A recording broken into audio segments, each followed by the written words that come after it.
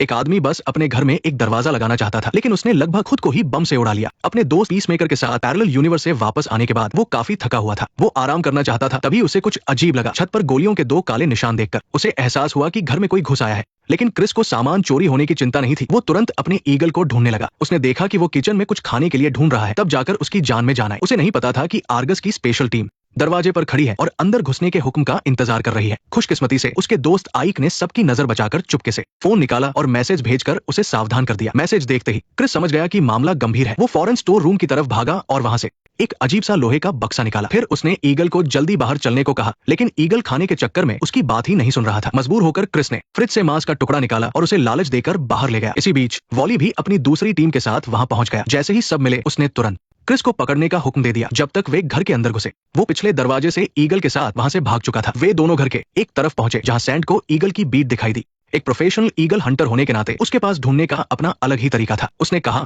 4 दिन हो गए, अब थोड़ी ठंड महसूस हो रही है। थोड़ी जांच पड़ताल के बाद सैंड सावधानी से आगे बढ़ा। जल्द ही उसे आसमान में उड़ता हुआ ईगल दिख गया, पर जैसे ही वो गोली चलाने वाला था, तभी आइक ने पीछे से उसे धक्का दे दिया, जिससे उसका सिर पत्थर से जा टकराया और वो बेहोश हो गया। ईगल तो बच गया, पर क्रिस की किस्मत अच्छी नहीं थी। एक जूडो मास्टर की नजर उस पर पड़ चुकी थी। वो कलाबाजियां खाते हुए क्रिस का पीछा कर रही थी, जो देखकर क्रिस हैरान रह गया। उसे बुराबला कहते हुए क्रिस भाग रहा था। तभी गेल ने उसे ऐसी लात मारी कि वो 100 मीटर दूर जा गिरा। जैसे ही उसका बक्सा गिरा, क्रिस ने गुस्से में मांस का टुकड़ा फेंक दिया। इससे गेल और भी भड़क गई। उसने क्रिस पर हमला कर दिया और दोनों के बीच जबरदस्त लड़ाई शुरू हो गई। शुरुआत में तो क्रिस कमजोर पड़ रहा था, लेकिन थोड़ी ही देर में उसने गेल को धूल चटा दी। पर गेल इतनी आसानी से हार मानने वाली औरत नहीं थी। खुद को छुड़ाने के बाद गेल ने फिर से हमला किया। जब क्रिस ने उसे दूर फेंका तो वो बक्सा उठाने भागा, पर गेल उसे मौका देने के मूड में नहीं थी। उसने फिर से क्रिस को दबोच लिया। जब क्रिस ने देखा कि वो उसका पीछा नहीं छुड़ा पा रहा है, तो उसने एक जोखिम भरा फैसला लिया। वो ढलान से नीचे कूद गया।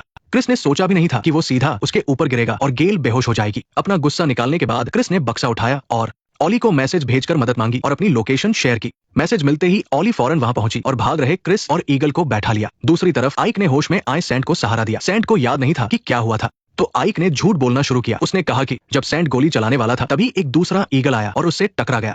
हालांकि ये बात अजीब थी, पर सिर चकराने की वजह से सैंड ने मान ली। आइक को लगा था कि सैंड बस फेंकता है और ईगल पकड़ने की बात झूठ है, लेकिन बाद में जो हुआ उससे साबित हो गया कि सैंड में कुछ तो बात है। क्रिस ने ऑली को बताया कि वो पोर्टल को कहीं और ले जाना चाहता है और ये बक्सा ही उसकी चाबी है।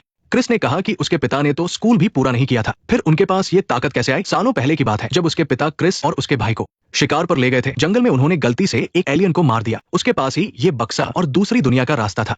तब से ये क्वांटम स्पेस क्रिस के परिवार का हिस्सा बन गया। तभी आइक का फोन आया। उसने बताया कि पॉल अब दरवाजा खोलने की कोशिश कर रहा है। खामोश। ईगल को बचाने के बाद एक और मदद करने में क्या बुराई थी? सामान लेकर आइक घर पहुंचा, पर वो पासवर्ड डालने में देरी करने लगा। वक्त बर्बाद करने के लिए उसने कहा कि वो सबसे अच्छा तरीका सोच रहा है। ऑली ने पूछा कि वो इस दरवाजे को लेकर इतना परेशान क्यों है। क्रिस ने बताया कि 1 महीने पहले जब वो क्वांटम स्पेस में गया था, तो वहां उसे बिल्कुल अपने घर जैसा एक दरवाजा दिखा।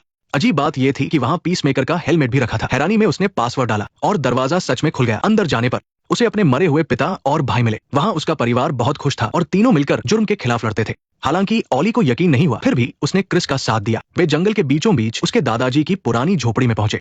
समय कम था, इसलिए क्रिस ने तुरंत दरवाजा ट्रांसफर करना शुरू कर दिया। उसने बक्सा खोला और बटन दबाने लगा। उधर आइक अभी भी जानबूझकर वक्त बर्बाद कर रहा था। मजबूर होकर आइक को काम शुरू करना पड़ा। जैसे जैसे पासवर्ड खुलता गया, क्रिस आखिरी कदम तक पहुंच गया। स्विच ऑन करते ही बक्से से सुनहरी बिजली निकलने लगी। जब ऑली गई तो बिजली दरवाजे तक फैल गई और एक खिंचाव महसूस होने लगा। घबराकर क्रिस बाहर भागा। उधर आइक ने भी पासवर्ड तोड़ दिया, लेकिन जब पॉल ने दरवाजा खोला तो वहां सिर्फ एक अलमारी थी। जब वे वापस अंदर आए तो देखा कि वो साधारण सा दरवाजा अब दूसरी दुनिया का रास्ता बन चुका है। तभी फ्लैग का फोन आया। उसने बताया कि क्रिस के घर में कोई क्वांटम स्पेस नहीं मिला। इस बीच नौकरी न मिलने की वजह से एमी लड़कर अपना गुस्सा निकाल रही थी। जैसे ही वो घर लौटी, फ्लैग वहां पहुंच गया। उसे पता था कि एमी ब्लैकलिस्ट हो चुकी है, इसलिए उसने नौकरी के बदले पीसमेकर को पकड़ने में मदद मांगी। बेखबर क्रिस ऑली को अपने दिल की बात बता रहा था। उसने कहा कि दूसरी दुनिया में एमी भले ही रिक के साथ है, पर वो उससे प्यार करती है। वो उसे वापस पाने के बारे में सोच रहा था। ये सुनकर ऑली हैरान रह गई। उसने पूछा कि आखिर क्रिस का हमशक्ल कहाँ है। ये जानकर कि क्रिस ने वहां के क्रिस को मार दिया है, ऑली ने उसे हकीकत समझने को कहा। शायद वो कोई दूसरी दुनिया नहीं थी, बल्कि उसका दिमाग उसे धोखा दे रहा था। वो सब सच नहीं था, पर क्रिस को पूरा यकीन था। वो बचपन में अपने भाई को खोने के दुख को मिटाना चाहता था और एमी को भी सब सच बताना चाहता था। क्रिस को अडिग देखकर ऑली ने उसे समझाने की कोशिश की कि किस्मत ने उसे इस दुनिया में किसी वजह से भेजा है, पर क्रिस को लगा कि शायद वो असल में उसी दुनिया का है और उसके हमशक्ल ने उसकी जगह छीन ली थी। उसने मौका हाथ से न जाने देने का फैसला किया। अपने दोस्त की बात अनसुनी कर क्रिस ने एमी को मैसेज भेजा कि वो उससे मिलना चाहता है। मैसेज मिलते ही एमी ने थोड़ा सोचा और फिर मिलने के लिए मान गई, पर क्रिस को नहीं पता था कि वहां आर्गस की पूरी टीम तैयार बैठी है। पता नहीं एमी क्या फैसला करेगी। उधर सैंड जंगल में एक अजीब सा नाच नाच रहा था। उसने खून से जमीन पर एक ईगल बनाया और तभी चमत्कार हुआ। सेंट की आत्मा उसके शरीर से बाहर निकल आई। उसने आसमान में उड़ते हुए ईगल का पीछा किया और आखिरकार क्रिस के छिपने की जगह ढूंढ ली। अब देखना यह है कि क्या पीसमेकर एक बार फिर इन सबको चकमा दे पाएगा। नेक्स्ट पार्ट देखने के लिए वीडियो को लाइक करो।